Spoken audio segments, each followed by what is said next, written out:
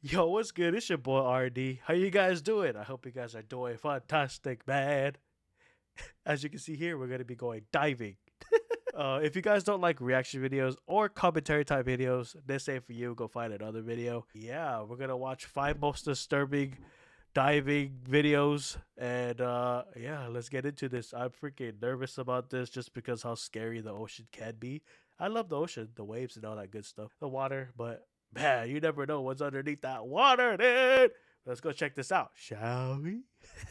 5 most disturbing diving videos. Let's check it out. By Chilling Scares. Let's do this. In September 2019, 40-year-old Steven Weber Jr. and his girlfriend Kanisha Antoine went on a vacation to Pemba Island. Steven had been dating Kanisha for a while by this point and had planned to propose to her during this trip. What Okay, it's kind of hard to breathe in this.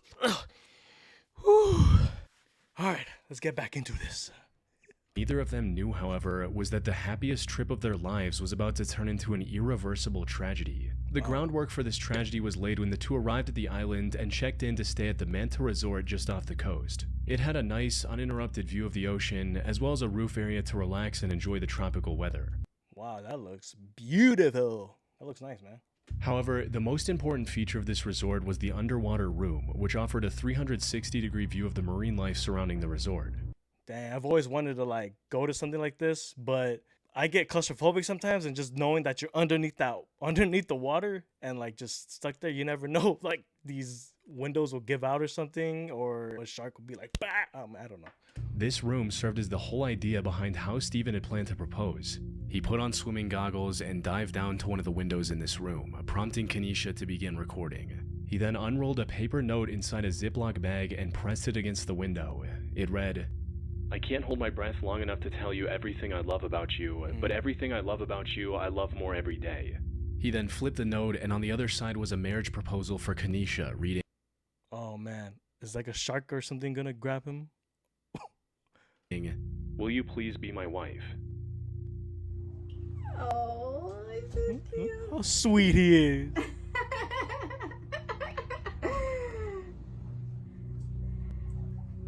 What? What?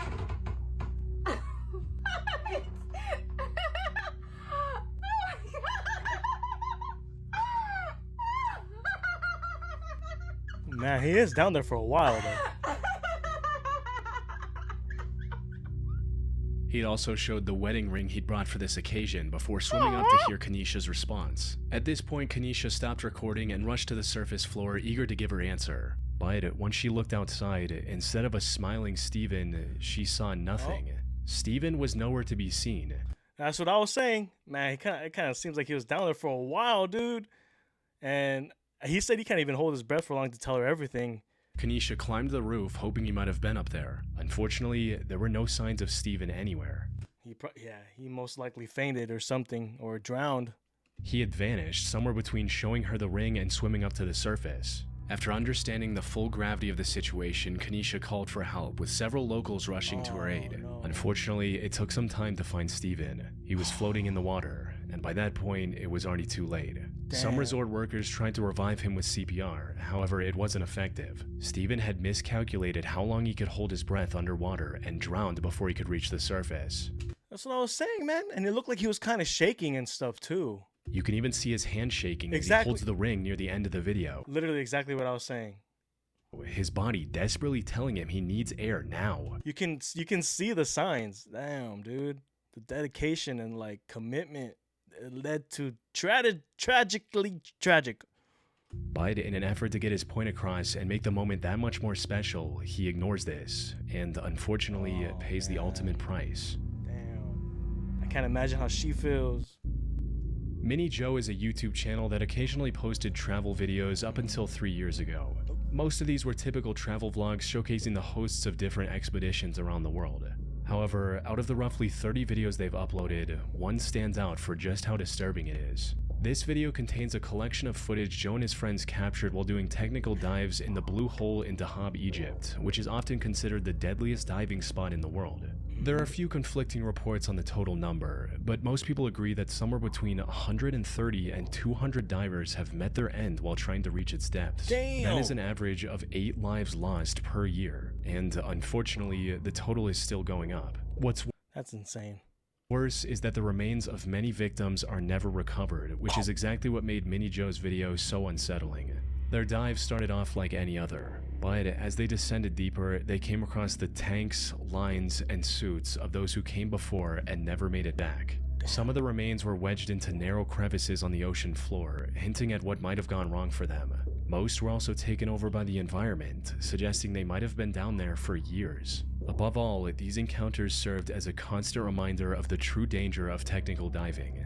Divers often have to carry multiple heavy tanks before they can even begin the descent. Then, once they're in the water, they have to constantly monitor their oxygen levels while also staying That is a lot of equipment on him.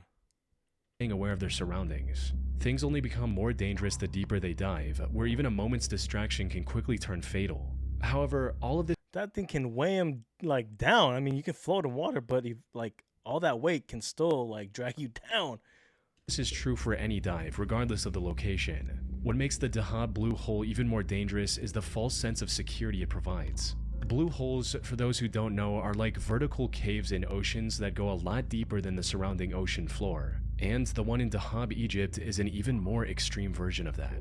One of the biggest contributors to its deadliness is its depth of about 426 feet, or around 130 meters, which isn't very apparent from the surface. It's also an almost vertical drop to the bottom. This catches many new divers off guard, causing them to miscalculate their gas levels and tragically become another name on the memorial near the diving site.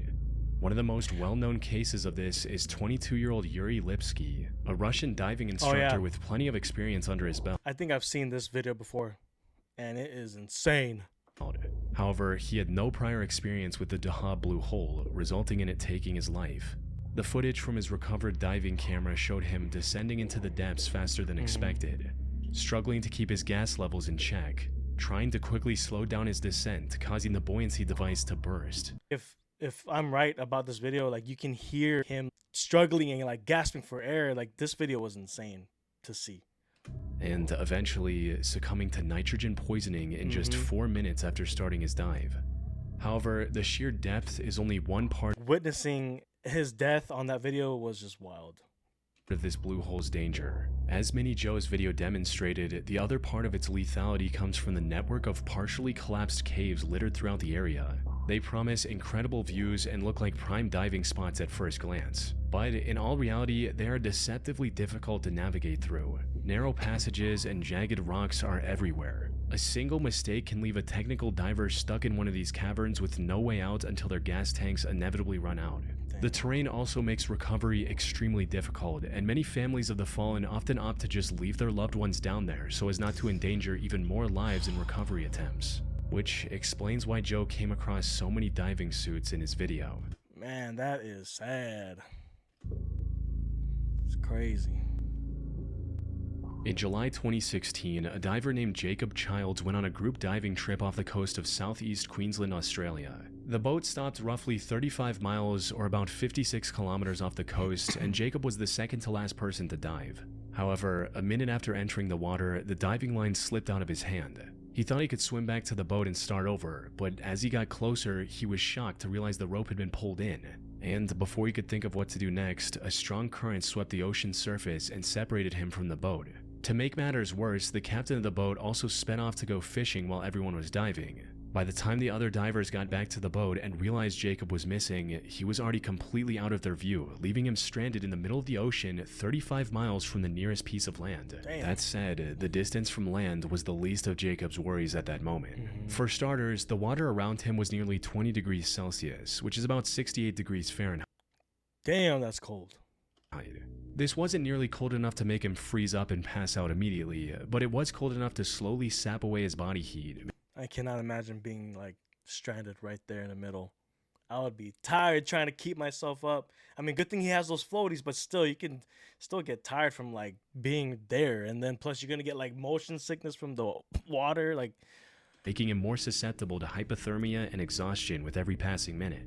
It was also late in the afternoon and the sun was about to go down, meaning it was only going to get worse. After a while, a rescue plane flew above him twice, but it didn't see him. Still? And this was while it was still bright, and the inflatable indicator was visible from quite a distance. He knew that once it got dark, his chances of being rescued would drop to almost zero. you would be fudged.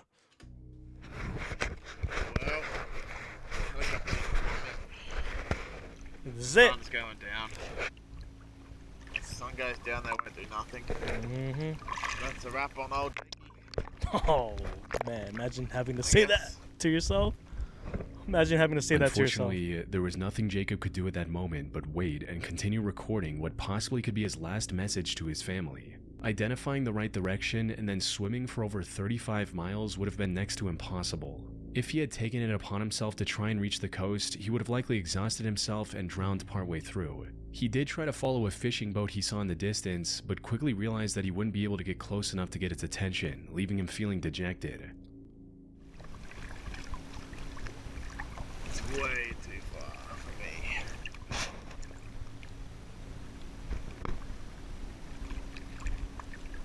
It'd be like 15, 16 meters now.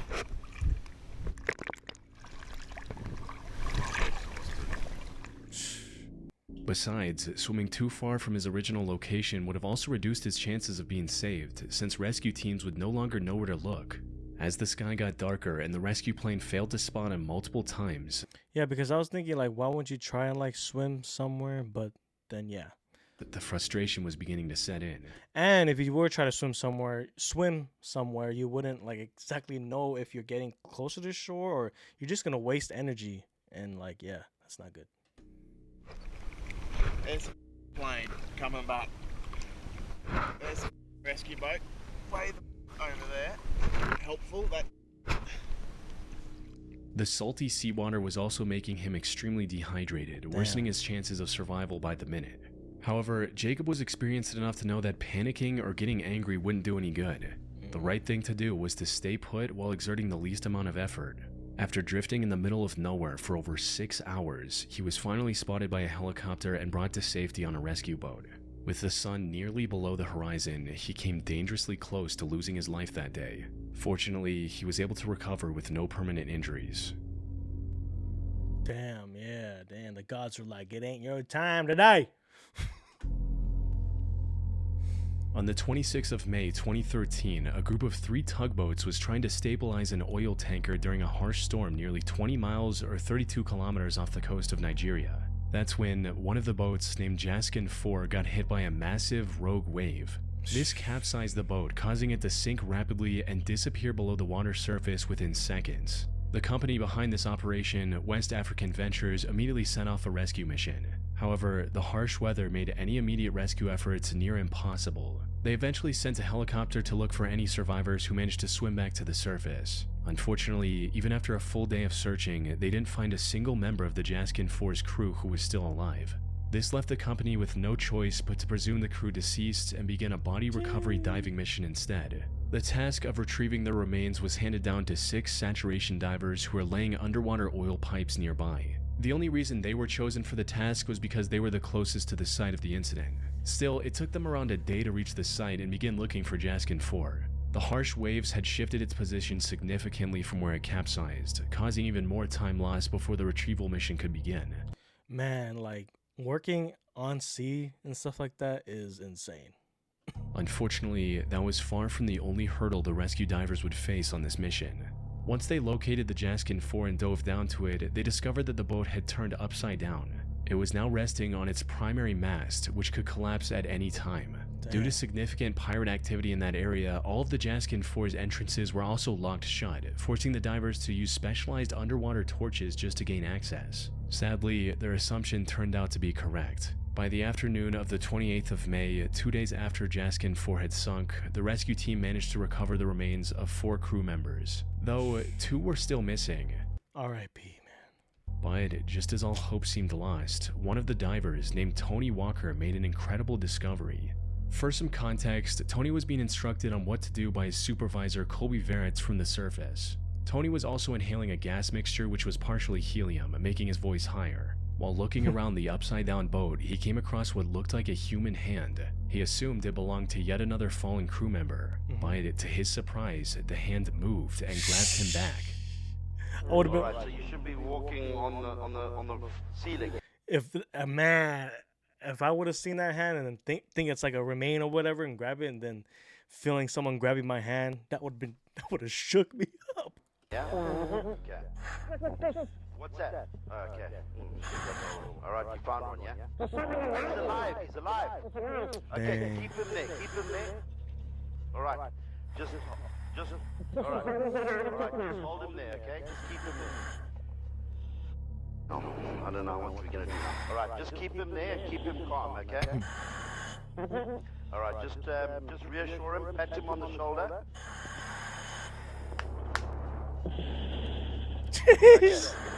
Look at him just chilling. Like he in his jacuzzi or something. Nah. This was 29-year-old Harrison O'Kenny, Jaskin 4's resident cook. After over 60 hours underwater, Harrison was somehow still alive. He also seemed quite aware of everything that was going on around him and remained calm to help the rescuers do their job. Apparently, Harrison was in the bathroom when the boat capsized. He tried to rush to the emergency latch, but water rushed in and trapped the crew inside. To his knowledge, Harrison was the only one who managed to survive after creating a makeshift indoor raft from plywood, cardboard, and a mattress. After finding him, rescuers gave him fresh water and a harness to keep him close. However, the divers knew they didn't have much time to plan a proper rescue mission. You see, the air pocket Harrison was in was about to run out, likely in less than an hour. Harrison could end up suffocating if they didn't act quick enough. Him being in that air pocket, damn, he got like real lucky on that. On the other hand, they couldn't just strap him into a rope and pull him back to the surface. He had already spent over 2.5 days in an extremely high-pressure environment. 2.5 days there. That's wild. Taking him to the surface too quickly could have caused decompression sickness, which in extreme cases can also be lethal. Fortunately, due to their job of installing underwater oil pipes, the divers were uniquely equipped to deal. I can't imagine just sitting there and like, man, just hoping that someone will find me or just, that's it. My life's done. Fudge. With these exact issues. More specifically, they had a pressurized diving bell attached to the vessel, which they put Harrison in after consulting a doctor. Had this been a standard diving crew with regular scuba gear, they wouldn't have had anything to keep Harrison alive. Once back on the surface, he also had to spend some more time in a decompression chamber to avoid decompression sickness, and was fairly okay after that.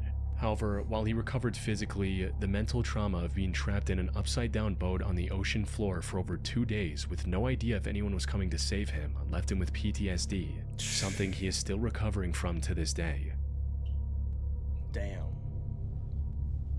On December 13, 2013, YouTuber Kodiak Thunder uploaded a video showing a near-death experience he had while diving. Unlike many other divers, Kodiak's motive wasn't to just dive as deep as he could or reach some underwater landmark. Instead, his diving sessions were more about catching fish and crustaceans by hand or with a spear gun. But while chasing a lobster, he swam too far into an underwater cave. He managed to catch the lobster he was after, but when he turned around, he had no idea how to get out. Oh no. He must really wanted that damn lobster.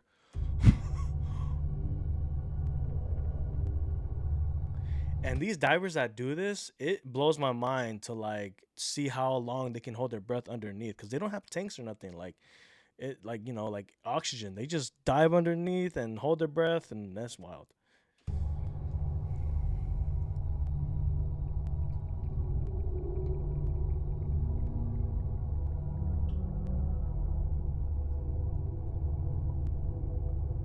Oh no. Oh no.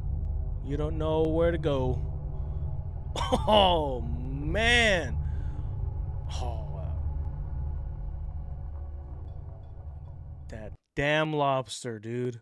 Fortunately, after swimming around in the cave for a few minutes, he was able to find the exit and swim out without any trouble.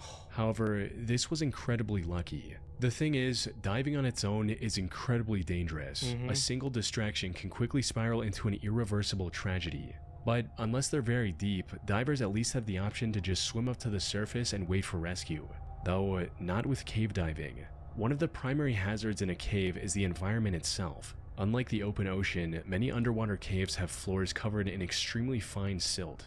All I'm gonna say is that lobster better be worth it. Like, he did not let go of that lobster. I mean, I don't think he did. Eating that lobster was probably the best lobster you would have in your life, because you would have been dead.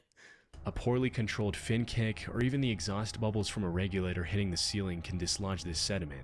This creates a silt out, a condition where the water's visibility drops to absolute zero instantly. Divers' high-powered lights become useless, and in some extreme cases, the diver can't even see their own hands, let alone their surroundings. This also makes them unable to see their gauges or the guidelines. In short, they no longer know where they're going, where they're supposed to go, or whether they're getting the right gas mixture. At best, they can keep swimming and hope the cave is straight enough to eventually lead them away from the murky water. But if they can't monitor their gases, nitrogen poisoning can become a serious problem. It impairs both their cognitive and motor function, leaving them to take their final breaths in the cave unless someone is there to rescue them. Even then, rescue isn't always an option. Many underwater caves are extremely narrow, and with tanks and other essential gear, navigating these tight spaces becomes even harder. In most cases, there isn't even enough room to turn around, so if one diver passes out, the others can get I am too claustrophobic for that type of stuff. Hell nah. trapped behind them and lose their lives there as well. One of the most well-known cases of this exact scenario happened Your tank can get stuck on those rocks too. on February 6, 2014, when a team of 5 Finnish cavers visited Norway to go cave diving through Plura Cave. All 5 of them were veteran cave divers and knew exactly what they were doing. They even had mapped out the exact route they planned to follow. However, as they were crossing the narrowest section of the cave, the cylinder of one of the divers got stuck, preventing him from moving forward and blocking the others behind him. The chaos of the situation resulted in 2 of the divers panicking, failing to monitor their gauges, and passing away within minutes. The other 3 barely made it out alive as well. One had to squeeze past the stuck diver by removing his gear and swimming the rest of the way, gasping for air from tiny pockets along the ceiling. The remaining 2 had to turn back and exit through the original entrance with almost no air left in their tanks. The fact that any of them made it out alive was nothing short of a miracle, highlighting the true horror of underwater cave diving. Because when things go even slightly wrong during a cave dive, even the most experienced and well-prepared diver See, that's why I would never do shit like this. Never. can struggle to survive. If I'm gonna be going diving, I'm gonna make sure it's in the open. Like, I mean, I don't mind going diving like in water, but not in no caves and stuff. Like, I don't understand. I mean, I do understand, you know, people like that, but I'm not. No way, I'm not gonna be doing that. I'll just dive. Swim with the turtles. But yeah, this was insane, man. I appreciate you guys for watching. If you guys watched through the whole thing and kicked it. If you guys want to see this video yourself, I'm going to put the link in the description down below. It'll be there. And Chilling Scares channel will be there as well. I appreciate you guys so much from the bottom of my heart. Keep it real at all times. Stay positive. Stay safe. Chee-hoo! See you on the next one.